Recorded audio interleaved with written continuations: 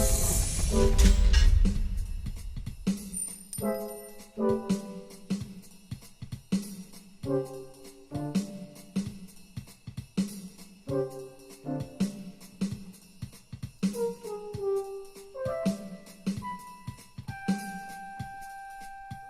name is To-Ree-Nee I am an artist living here in the Southwest, and I have been in Tucson for almost 30 years. I came here from the great Northeast, and I don't think I could sustain a New England winter ever again. And I love the desert. I am a desert blossom. My blood is so thin it's transparent, and I have been involved in the performing arts, the visual arts, and the healing arts while making an interesting and eclectic and delightful living here in Tucson and areas around. I knew when I was very young that I wanted to be an artist. I never had a question about that. I was one of those kids where you could put a stack of paper and crayons and pencils, and I would draw to my heart's content for days and days and days. So the kind of life I live as an artist is an incredibly creative one. It's my life, and I thoroughly enjoy it. I used to say that I was an artist in spite of. In spite of this, in spite of that, I'm an artist. And I realized that if I kept saying in spite of, what I would get in my life would be in spite of conditions. And I began to say that I'm an artist because of. I am an artist because I don't really know any other way of living. I'm an artist because it's the only thing I've ever wanted to be. Even as a child, that's what I wanted to be, was an artist. I wanted to be deeply involved in creative endeavors, and whatever things that I saw inside my mind's eye, or whatever I felt inside my being, because I'm also a singer, a songwriter, and performer, whatever I felt in my being, I had this all-consuming need to get it out. And it's not even sometimes to get it out so people can see it, which is nice, but to engage whatever that energy is and to live and dip out of that energy and to stay there more often than not. When I first got to town, which was more than 30 years ago, downtown, there were loads and loads of galleries downtown. And it, in my opinion, it was the heart of the city. People were shocked that I wanted to live down there. And it's, where is this place? And there were theaters downtown, there were galleries, there were lofts, and I chose to live downtown in what I call the heart of the city. And it was astonishing. There was AKA Theater, there was Moon of the Loon, there was Ododo Theater. I did performance work. I was a founding member of American Hoodoo Theater Works with the late and great Hassan El-Falak. What we used to do is we would rappel from the tops of buildings down into the dance space. We were commissioned often to do these ritualistic performance pieces and gatherings, and I love to rappel, so that was one of the things I brought to it. We would rappel from the tops of buildings into the dance space and then start the performance that way. I've seen the energy of downtown ebb and flow.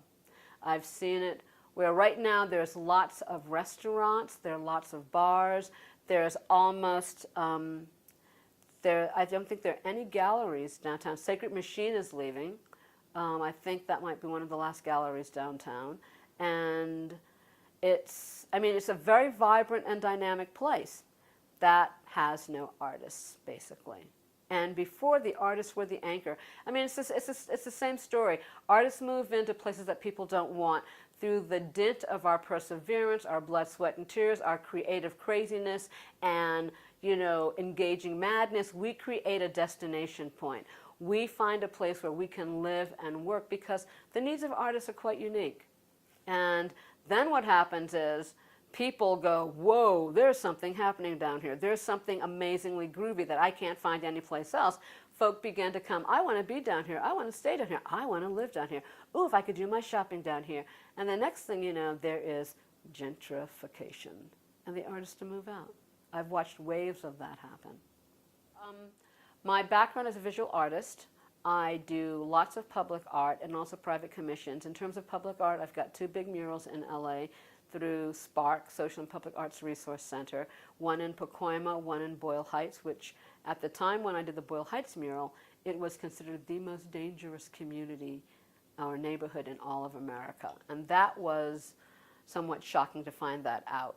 But it didn't stop me from working and from meeting some very amazing and loving and kind people who are very caring and gracious. And my work is in Paich, Hungary. I was flown to Paich, Hungary ages ago to represent our country in an international arts festival. That was wild. That was amazing. And a couple of years ago, I was in France working on an independent film that I'm attached to that talks about the Madame de Sévigné, her life. She's France's first woman of letters, and I play a professor who is having a relationship in terms of not a romantic relationship, but an energetic and intellectual and emotional relationship with this woman that she is studying. And I have also completed my first feature film called Unsound, where I play the mom of an amazing young man who has schizoaffective disorder. And it's based on a true story about what happened between he and his mom and the steps he had to take, the very radical steps he had to take to get her help. And so that is making the festival circuit, and that was an amazing experience. And the director, writer, and producer is a fine young man named Darius Britt. So look him up on YouTube, y'all. Well, I am the director for the All Souls Urn Group. That is the spirit group that collects the prayers. And first of all, All Souls Procession is one of the country's largest community ritual gatherings. And it came out of the Day of the Dead, but we have our own spin on it, and we collect prayers for an 8-foot urn that gets hoisted up into the air. There's performance, and then it gets burnt. And so we send those prayers up. And the prayers are messages to our beloved dead who are 2-legged, all of our beloved dead who are 4-legged, all of the beings that we have loved who are on the other side. And I mentioned that I'm also a singer-songwriter, and I am in a new group called Temenos Quartet that has the amazing Heidi Wilson on saxophone, Amo Chip on primarily bass, but we're looking to bring in other musical instruments, and Will Clipman, percussionist extraordinaire, and myself on guitar and vocals. And that's just happened, so I'm very excited and jazzed about that. We call it Music for the New Timeline. Also, one of my largest public art projects was in Marana, Arizona, and along Silver Bell between Ina and Cortero, you can see 5 18-foot mosaic obelisks, which was a 7-year project that I worked on, which was astounding. And that piece is called Timeline, and it's 5 conceptual snapshots of the history of Marana, starting from the absolute land itself to contemporary times. And there are 5 mosaic obelisks that are in their park there at Silver Bell and Ina. I just finished doing work in La Posada in Green Valley, which is an elder care campus this is an award-winning elder care campus that has cutting-edge facilities and a philosophy of caring for all different levels of seniors.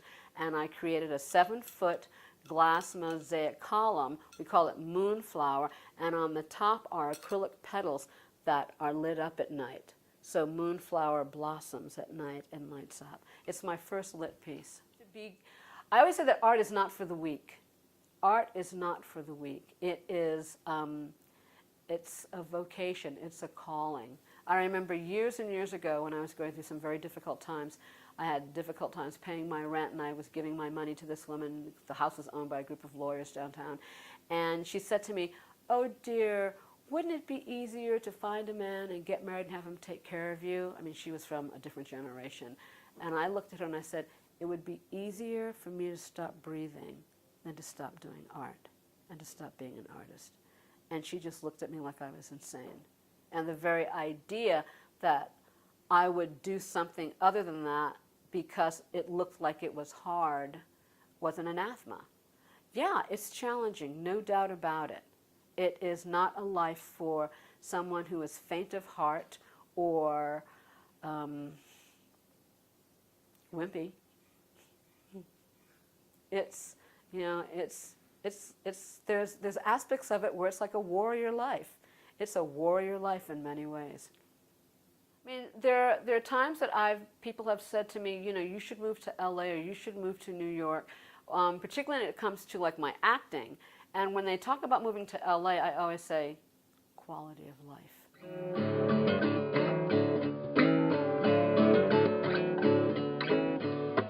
Don't you want to know? I'll be the one singing in your dreams.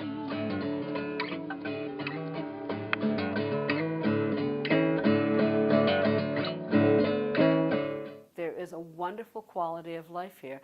And because I follow my creative energy, which tends to more be a spiral than an A to B to D kind of journey, I am also interested in the quality of my life, that I have to be living, I'm living this existence, and I want to thrive during this existence. So the end goal is not this thing at the end of the road.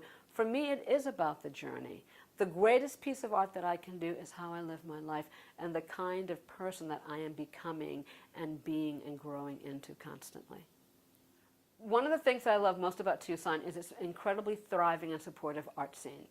There are things that I've been able to accomplish here that I could not have accomplished back east on the same shoestring budget. There's a level of camaraderie and coming together and supporting each other that is nurturing and exciting and profound, and I love it.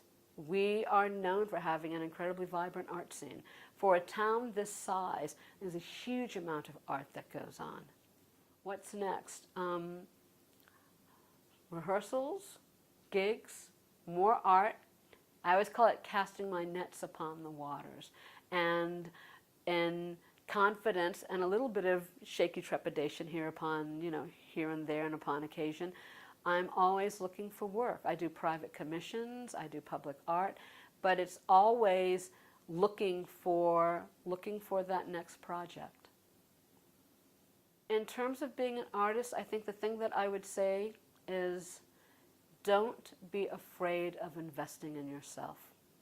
Don't be afraid of taking yourself seriously as an artist. Don't be afraid to explore your own creativity. And at the same token, don't take it so seriously. I believe in dichotomy.